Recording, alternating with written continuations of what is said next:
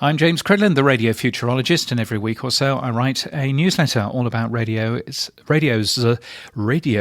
international trends and the future of radio and stuff. And I also read it out for you in case you're too lazy to read it for yourself. And as you can hear, I don't edit it. So this is Friday the 23rd, 2025 today. And it's called A Tale of Two Sets of Radio Closures. Last Friday was the turn of a number of radio presenters to do what may well be their last radio show, as Global ended a number of regional shows on Heart, Capital and Smooth, which I blogged about earlier on this year. As expected, the London people got the national shows. It also means the physical closure of many studios as well. Gone are the studio facilities in Newcastle, Leeds, Liverpool, Nottingham, Wrexham, Milton Keynes and Fareham, which is near Southampton. Global do look after their people well, as I understand it, and part of that contract is repaid by the affected presenters who've been measured and polite on social media.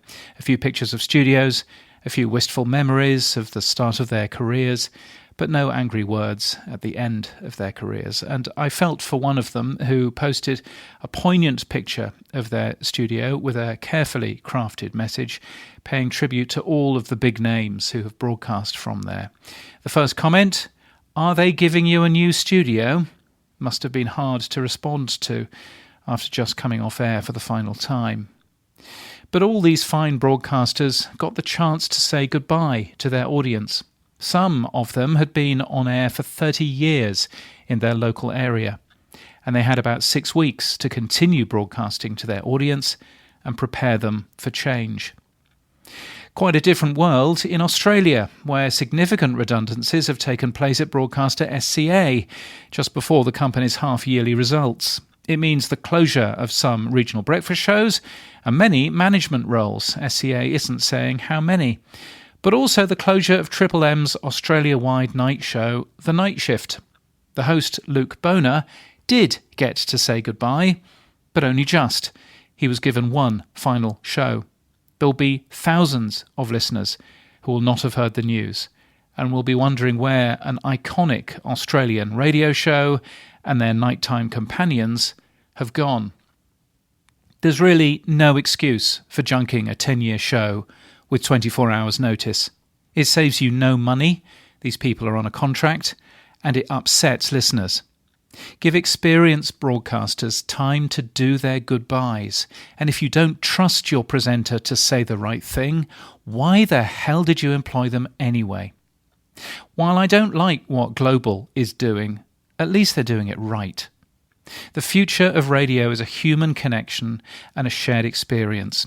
Companies that simply cut shows within 24 hours demonstrate that they don't understand the radio business, that they despise their audience, and worst of all, that they're actively accelerating radio's decline. Shame on SCA. Talking about despising their audience, ARN's KISS 97.3 in Brisbane and SCA's B105 in Brisbane are both still claiming that they're Brisbane's number one hit music station. Audiences know they can't both be right. Some great research from Radio Monitor. I mentioned this last week, actually, suggesting that radio is at least 5 times bigger than Spotify. What struck me when looking at their research again is the comparison between a track by Benson Boone, which received 15 times more listeners on UK radio than globally on Spotify.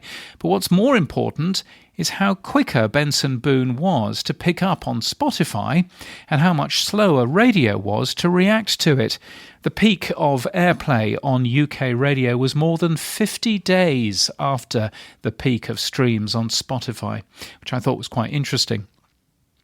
I also linked today to lots of positive data from Westwood One and Cumulus Media about US radio's effectiveness as an advertising tool. There's quite some useful data there. You'll find that linked from the link in our show notes and our newsletter at james.cridland.net. And thank you to Phil Hagar, hope I pronounced that right, from Juqua, which is a broadcast consulting firm with clients in Europe and Africa. Phil is my latest supporter for this newsletter, and very grateful to you, Phil, for doing that. I'm grateful for your support, and that as a company looks like an amazing company for you to take a peek at. You can learn more at Jukwa, which is JUKWA.com. And nice and simple. Next, I am speaking. I'm actually sitting in a hotel room right now, but I'm not going to tell you where because I'm slightly embarrassed about it. But coming up next, Radio Days Europe in Athens in Greece between March the 9th to the 11th. Then Radio Days Ireland in Dublin at the end of March, followed by Evolutions in Chicago and Illinois in the United States, assuming that the United States is still a thing by then, between March 31st and April the 3rd. Thank you to our many supporters, including Jukwa, but also including Play It Software, Admaster, and Brunn Audio Consulting for your kind support. If you would like to join them, please do. That would be lovely. You can go to buymeacoffee.com/James Cridland to either give regularly or just give a one-off coffee or 5. That's cool. Or alternatively, I link to another way with Stripe in case you want to do that too. You can find me on Blue Sky or on Mastodon. My website has more details about who I am or what I do. You can find that at james.cridland.net. And until next time, keep listening.